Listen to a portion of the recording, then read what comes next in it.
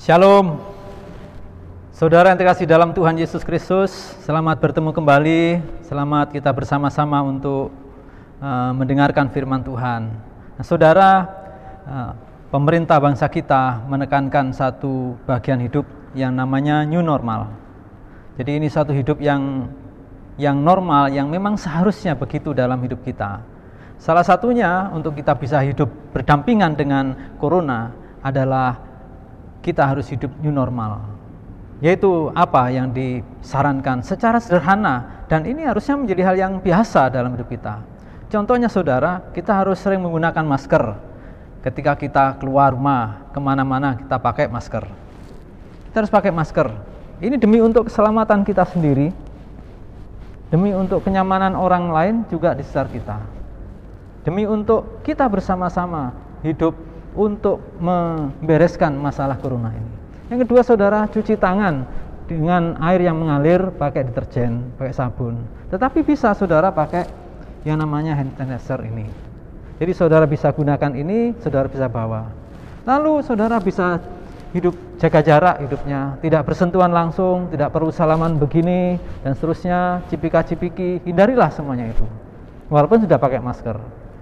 Bisa saudara mengganti jabatan dengan pakai demikian. Ada banyak cara untuk memberikan rasa hormat, memberi salam dan seterusnya saudara. Hindari kerumunan yang terlalu banyak, yang tidak penting saudara. Dan hal itu hal sederhana yang perlu kita lakukan dalam hidup new normal. Demikian saudara dalam kehidupan kita sebagai anak-anak Tuhan yang namanya ciptaan baru. Ciptaan baru. Di dalam firman Tuhan yang hari ini akan kita renungkan bersama di dalam 2 Korintus pasal 5 ayat 17 demikian. Jadi siapa yang ada di dalam Kristus, ia adalah ciptaan baru, yang lama sudah berlalu, sesungguhnya yang baru sudah datang. Saya memberi satu judul firman Tuhan ini, yaitu sukacita menjadi ciptaan baru. Sukacita menjadi ciptaan baru. Mari kita akan berdoa. Tuhan, terima kasih untuk kebaikan-Mu. Kesempatan ini hamba-Mu berdoa, mohon pertolongan Roh Kudus, supaya kami dapat memuliakan Allah, dapat hidup sukacita menjadi ciptaan baru, karena beriman kepada Engkau. Karena dengan demikian hidup kami didamaikan dengan Allah. Dengan demikian hidup kami dibenarkan oleh Allah. Dan dengan demikian hidup kami Tuhan menjadi orang-orang yang menjadi utusan-Mu dan Engkau pakai untuk menjadi saksi-Mu. Terima kasih, berkati semua anak-anak-Mu yang mendengarkan di rumah masing-masing, jemaat Tuhan, pemirsa semuanya, dimanapun mereka berada. Dan tolonglah Roh Kudus, Engkau memberkati hamba-Mu secara khusus menyampaikan firman-Mu, untuk menyampaikan kebenaran ini dengan benar, dengan tepat. Terima kasih, singkirkan segala kuasa kegelapan yang berusaha meragukan firman, yang berusaha mengganggu, menghalangi pemberitaan firman dalam hati para jemaat yang mendengar, anak-anak-Mu, para pemirsa yang mendengar maupun dalam pemberitaan ini. Dalam nama Yesus kami berdoa. Amin. Nah, saudara yang kasih dalam Tuhan, sukacita menjadi ciptaan baru di dalam 2 Korintus pasal 5 ayat 17 tadi. Hal ini akan menolong kepada kita bisa mengalami sukacita menjadi ciptaan baru. Artinya menjadi percaya Yesus Kristus. Kenapa ciptaan baru? Ada orang Kristen yang mungkin belum menjadi ciptaan baru, sehingga ia tidak mengalami sukacita dalam hidupnya, karena hidupnya sukacita bergantung kepada dunia ini, kepada finansial, kepada sesama manusia dan seterusnya. Tetapi orang yang mengalami hidup sukacita menjadi ciptaan baru berbeda saudara. Dia tahu alasannya, dia tahu sebabnya mengapa dia sukacita menjadi ciptaan baru. Inilah Kristen yang sesungguhnya, menjadi ciptaan baru, harus sukacita. Mengapa, saudara? Mari kita perhatikan firman Tuhan ini. Yang pertama, saudara, karena orang yang sungguh-sungguh menjadi ciptaan baru, dia orang yang didamaikan dengan Allah. Jadi melalui beriman kepada Allah dalam Yesus, orang itu didamaikan dengan Allah.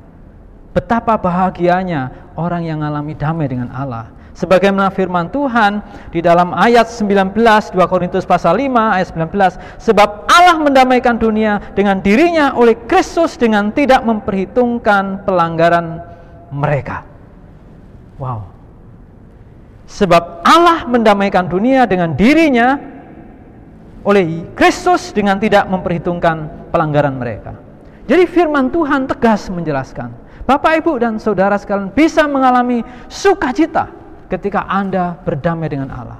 Orang bisa mengalami sukacita yang imitasi karena tidak berdamai dengan Allah. Dan banyak orang berusaha untuk berdamai dengan Allah dengan perbuatan baiknya, dengan amalnya, dengan ibadahnya, dengan macam-macam. Tetapi ini tidak menyelesaikan perdamaian dengan Allah. Kenapa? Semua manusia sudah jatuh dalam dosa dan telah kehilangan kemuliaan Allah. Dan semua manusia, saudara, ada dalam murka Allah. Sehingga ia butuh perdamaian dengan Allah. Dan ini inisiatif Allah. Ini datang daripada Allah. Bukan daripada inisiatif manusia, tetapi datang daripada Allah. Nah, oleh sebab itu saudara dan saya perlu merenungkan, kalau Anda ingin mengalami sukacita yang bersifat kekal, mari menjadi pribadi yang menjadi ciptaan baru. Caranya bagaimana? Percaya kepada Allah di dalam Yesus Kristus yang sudah mati dan bangkit dari orang mati. Dia terangkat ke surga, menyiapkan tempat buat orang yang percaya. Dia menawarkan perdamaian. Dia tidak omong kosong, Bapak Ibu. Dia membayar sebuah perdamaian. Perdamaian itu butuh bayar yang besar. Manusia dengan manusia saja, ketika ada permusuhan, ada persoalan, butuh didamaikan. Dan ini membutuhkan satu pembayaran. Ada sesuatu yang harus dibayar. Padahal ini dengan Allah, saudara, yang kudus, yang mulia, yang menjadikan langit dan bumi ini, yang menjadikan kita, saudara dan saya, bisa bernapas ini. Ketika manusia masih dalam dosa, ia ada dalam murka Allah. Dan mari kita perhatikan dalam bagian firman Tuhan ini, saudara dalam kasih dalam Tuhan, ketika manusia ini hidup di dalam dosa, dia mengalami satu situasi yang menjadi murka Allah, dikatakan dalam Kolose pasal 1, ya, di dalam ayat 22. Ayat 21, juga kamu yang dahulu hidup jauh daripada Allah dan yang memusuhinya dalam hati dan pikiran, seperti yang nyata di dalam perbuatanmu yang jahat. Jadi manusia ini menjadi musuh Allah, butuh perdamaian, dan Allah membayar harga itu di dalam Yesus Kristus Tuhan. Betapa bahagianya orang yang percaya kepada Yesus Kristus, karena Kristus memberikan satu pendamaian yang luar biasa. Nah, hal ini juga sama di dalam firman Tuhan dalam Roma pasal 5 ayat yang ke-8 dikatakan, akan tetapi Allah menunjukkan kasih-Nya kepada kita oleh karena Kristus telah mati untuk kita ketika kita masih berdosa, lebih-lebih karena kita sekarang telah dibenarkan oleh darah-Nya dan pasti diselamatkan dari murka-Nya. Sebab jikalau kita ketika masih serupa diperdamaikan, jadi sebab jikalau kita ketika masih seteru diperdamaikan dengan Allah oleh kematian anaknya, lebih-lebih kita yang sekarang telah diperdamaikan pasti akan diselamatkan oleh hidupnya, oleh hidup Yesus Kristus. Pasti dibenarkannya, pasti mendapat perdamaian dengan Allah. Nah, hal inilah saudara yang perlu direnungkan bagi kita. Sukacita karena hidup kita didamaikan dengan Allah. Apakah saudara ingin mengalami damai? Supaya hidup saudara bisa bersukacita. Tanpa damai, tidak ada sukacita, saudara. Ada banyak sukacita imitasi, karena di dalam dirinya nggak ada damai dengan Allah. Tetapi di dalam Yesus Kristus, diberi satu kebenaran yang luar biasa. Saya yakin, kalau Anda menjadi ciptaan baru, Anda akan menjadi orang yang penuh sukacita, karena alasan ini, saudara sudah hidup didamaikan dengan Allah. Saya didamaikan dengan Allah bukan karena saya menjadi seorang pendeta, bukan karena saya menjadi seorang yang memberitakan firman, tetapi karena saya beriman kepada Allah di dalam Yesus Kristus. Bukan karena saya beribadah, tetapi karena saya percaya kepada Yesus Kristus. Saya didamaikan dengan Allah melalui apa yang Tuhan perbuat, bukan melalui apa yang saya perbuat. Dan itu membuat saya harus hidup sukacita.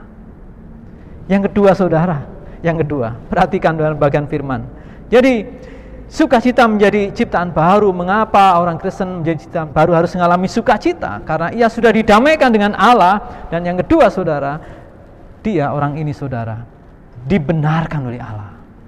Dia bahkan, saudara, dibenarkan oleh Allah. Wah, saudara, ini sesuatu yang besar. mungkin ini mengagetkan saudara yang baru mendengar berita Injil Yesus Kristus. Allah sanggup membenarkan siapa saja yang mau dibenarkan. Tetapi Allah mau melakukan itu yang tidak bertentangan dengan dirinya. Dia mengatakan dalam firman Tuhan ini dalam 2 Korintus pasal 17 ayat 21, Dia yang tidak mengenal dosa telah dibuatnya menjadi dosa karena kita, supaya dalam Dia kita dibenarkan oleh Allah. Wow, saudara, apakah saudara mau dibenarkan Allah? Satu saat Tuhan Yesus Kristus datang menjadi hakim bagi semua manusia. Seperti dalam firman Tuhan dalam ayat 10, Kristus dikatakan dalam demikian, sebab kita semua harus menghadap takhta pengadilan Kristus, supaya setiap orang yang memperoleh apa yang patut diterimanya sesuai dengan yang dilakukannya dalam hidupnya ini, baik ataupun jahat. Jadi intinya, suatu saat Yesus Kristus datang untuk menjadi hakim bagi semua manusia, termasuk saudara, saudara yang percaya maupun gak percaya. Tuhan akan membenarkan orang yang percaya terhadap apa yang dikerjakan Kristus, sebab Allah mendamaikan dunia dengan dirinya oleh Kristus dengan tidak memperhitungkan pelanggaran mereka. Tuhan memperdamaikan saya dengan Allah melalui Yesus Kristus dengan tidak memperhitungkan pelanggaran saya, kalau saya percaya kepada Dia. Kalau saya sungguh-sungguh beriman kepada Dia, saya menjadi ciptaan baru, saya didamaikan dan saya dibenarkan. Satu saat dalam takhta pengadilan Kristus, saya dibenarkan. Dia menjadi pembela buat saya, buat orang yang percaya kepada Yesus, buat saudara yang percaya kepada Yesus menjadi ciptaan baru. Apakah hal itu tidak membuat saudara sukacita? Apakah cukup sukacita itu untuk saudara? Saudara mau sukacita yang bagaimana lagi? Didamaikan dengan Allah oleh pengorbanan Yesus Kristus, dan oleh karenanya juga saudara dibenarkan oleh Allah. Apakah saudara enggak menjadi sukacita? Dunia dengan segala isinya enggak bisa mendamaikan Anda dengan Allah. Orang tua, anak Anda, kesetiaan saudara tidak mendamaikan saudara, tidak mendamaikan siapapun dengan Allah, kecuali iman Anda kepada Yesus Kristus. Artinya Kristuslah yang pendamai dan yang menjadi pembenaran kita. Jadi kita sangat beruntung menjadi orang yang percaya kepada Yesus Kristus. Kita menjadi orang yang sangat berbahagia, dan itu sebabnya saudara dan saya harus bersukacita. Bukan karena gajinya, bukan karena kekuasaan di dalam dunia ini, bukan karena banyak pengikutnya, bukan karena menjadi terkenal, bukan saudara. Sukacita kita karena kita didamaikan dan dibenarkan oleh Allah. Alasan yang ketiga saudara yang kasih dalam Tuhan, alasan yang sangat penting buat kita. Tidak hanya kita ini didamaikan dengan Allah, tidak hanya kita ini dibenarkan oleh Allah, tetapi saudara, kita manusia yang berdosa di dalam dunia ini, yang sudah diampuni dosanya dan juga masih terikat dengan daging tubuh kita ini, yang bisa berbuat dosa juga, yang sudah dibenarkan oleh Allah dan didamaikan dengan Allah. Dan saudara yang ketiga ini adalah kita dipakai Allah. Saudara mau dipakai Allah? Dipakai Tuhan Allah yang menjadikan langit, bumi dan segala isinya ini? Saudara merindukan menjadi pribadi-pribadi yang dipakai Tuhan? Banyak orang gak sadar dirinya dipakai Allah. Oleh sebab itu kita harus menyadari, dalam bagian firman Tuhan ini ditegaskan saudara, menjadi ciptaan baru dikatakan. Jadi kami ini adalah utusan-utusan Kristus. Seakan-akan Allah menasihati kamu dengan perantaraan kami. Dalam nama Kristus kami meminta kepadamu, berilah dirimu didamaikan dengan Allah. Artinya saudara, saudara orang yang percaya kepada Yesus Kristus, saudara adalah duta-dutanya Kristus. Kita bisa melihat di televisi, ya, siaran langsung tentang gelanggang olahraga. Ada banyak utusan-utusan dari Indonesia, kemudian ikut Olimpiade, ikut apa saja. Mereka sangat sukacita. Kenapa? Karena mereka menjadi duta-duta Indonesia, menjadi wakil-wakil, menjadi utusan-utusan. Dan menjadi utusan-utusan itu saudara, ya dia harus apa? Menjaga nama baik bangsanya, karakternya, sikapnya. Walaupun dalam pertandingan harus berjuang luar biasa, berusaha untuk mengharumkan nama bangsa. Tapi utusan itu dipelihara, tetapi dia bekerja keras untuk itu. Tidak semua bisa menjadi utusan bangsa ini ke luar negeri. Orang-orang yang khusus, yang sesuai dengan bidangnya dan berpotensi, dan memang melalui prosedur yang sudah ada. Tetapi di sini beda, saudara. Utusan yang dimaksud di sini adalah ketika orang itu percaya Yesus Kristus sebagai Tuhan Juru Selamat, dia adalah utusan Kristus. Dia adalah wakil Allah dalam dunia ini. Dia adalah duta-dutanya Allah. Jadi kalau saudara percaya Yesus Kristus menjadi ciptaan baru, bersukacita. Kenapa? Karena saudara tidak hanya didamaikan dengan Allah dan tidak hanya dibenarkan oleh Allah, lebih-lebih saudara dipercaya sekarang di dunia ini. Sejak saudara percaya Yesus Kristus, saudara menjadi utusan Kristus dimanapun saudara berada. Apakah saudara enggak bahagia menjadi utusan Kristus? Menjadi utusan Allah yang datang ke dalam dunia ini, membawa satu pesan perdamaian kepada dunia.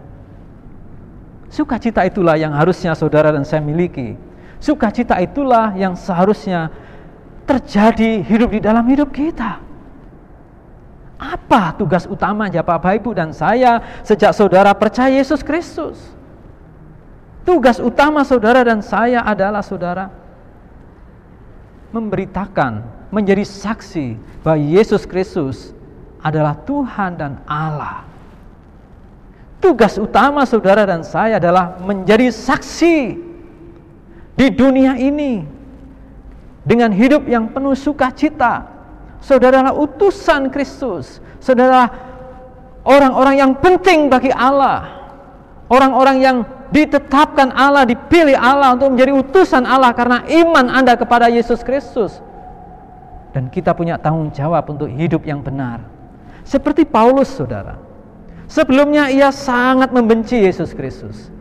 Sebelum dia percaya Yesus, dia sangat membenci orang-orang Kristen. Sangat membenci, bahkan membunuh orang Kristen. Itu Paulus yang menuliskan surat ini dan hidupnya diubahkan dan mengalami sukacita. Walaupun ia mendapat tentangan di dalam jemaat Korintus, tetapi ia tetap hidup sukacita. Dikatakan dalam bagian ini, sebab itu kami tidak lagi menilai seorang juga pun menurut ukuran manusia. Wah, betapa dia mengalami satu perubahan. Ia tidak lagi menilai seorang juga pun menurut ukuran manusia. Dan jika kami pernah menilai Kristus menurut ukuran manusia, jadi Paulus dulu pernah menilai Kristus menurut ukuran manusia, sehingga ia membenci Kristus dan murid-muridnya untuk dibinasakan. Sekarang kami tidak lagi menilainya demikian. Wah, ada perubahan hidup. Sampai dia mengatakan, jadi kami ini adalah utusan Kristus. Bapak Ibu semua yang percaya Yesus Kristus adalah duta-dutanya Allah, duta-dutanya Kristus, utusan Kristus. Untuk apa? Memperdamaikan manusia dengan Allah. Melalui siapa? Melalui Yesus Kristus. Memberitakan Yesus Kristus. Melalui apa? Perbuatan hidup kita. Melalui apa? Kita mengkomunikasikan Yesus Kristus, memberitakan kabar sukacita, kabar perdamaian, kabar pembenaran ini kepada dunia. Bagaimana kalau mereka enggak terima? Tidak apa-apa. Saudara penting apa? Memberitakan, menyaksikan hidup kita diubahkan. Dan kita memberitakan. Jadi pemberitaan kita ini dua hal. Yang pertama melalui hidup kita ini dan juga melalui pemberitaan komunikasi, saudara. Sikap hidup dan karakter kita, dan kita mengkomunikasikan siapa itu Yesus. Apakah saudara mau mengalami sukacita itu? Mari kita menjadi utusan Kristus di dunia yang bertanggung jawab, membangun karakter kita di dalam Kristus, terus menerus membaharui hidup di dalam Kristus, walaupun sudah didamaikan, dibenarkan oleh Allah, menjadi utusan yang dipercaya Allah. Besar Bapak Ibu tanggung jawab Kristen di dunia ini. Karena menjadi wakil Allah, saudara harus bisa dilihat dan bisa didengar. Oleh sebab itu, berbahagialah dan bersukacitalah saudara. Karena Anda yang percaya Yesus Kristus menjadi ciptaan baru. Menjadi ciptaan baru karena saudara didamaikan dengan Allah. Saudara dibenarkan oleh Allah melalui pengorbanan Yesus Kristus, dan Anda dan saya menjadi utusan Kristus.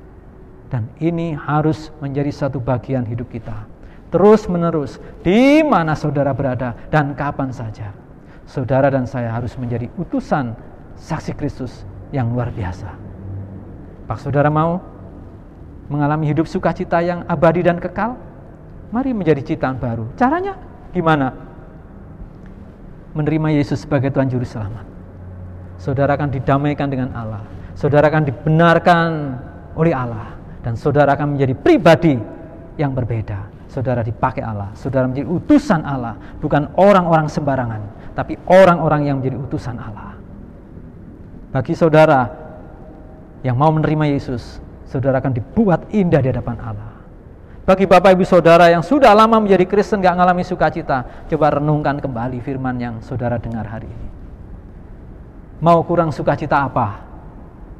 Kristus sudah mati untuk Anda, sudah bangkit untuk Anda, sudah naik surga buat tempat buat Anda, kelak Ia akan datang kembali, dan Anda sudah didamaikan, dibenarkan, dan sekarang tugas kita menjadi utusan. Ini sebuah kepercayaan. Mari kita renungkan firman ini, baharui hidup kita di dalam Tuhan. Kiranya Tuhan memberkati saudara sekalian. Mari kita berdoa untuk firman Tuhan ini. Tuhan, terima kasih buat firman-Mu. Kiranya firman-Mu Engkau meteraikan dan Engkau berkarya kepada setiap hati orang yang mendengar firman-Mu dengan benar. Kami percaya Roh Kudus akan terus berbicara, akan terus menolong, sehingga kami di tengah-tengah situasi sulit pun bisa hidup sukacita karena menjadi ciptaan baru. Terima kasih Tuhan, Engkau yang sudah mendamaikan hidup kami dengan Allah. Engkau sudah membenarkan kami di hadapan Allah, dan bahkan Engkau memakai kami menjadi utusan-utusan-Mu dimanapun kami berada. Terima kasih Tuhan, berkatilah seluruh anak-anak-Mu yang mendengar firman-Mu dengan pengharapan Allah, dengan pengharapan yang penuh sukacita. Kiranya Allah dipermuliakan. Di dalam nama Yesus Kristus, hamba-Mu berdoa dan mengucap syukur. Haleluya. Amin.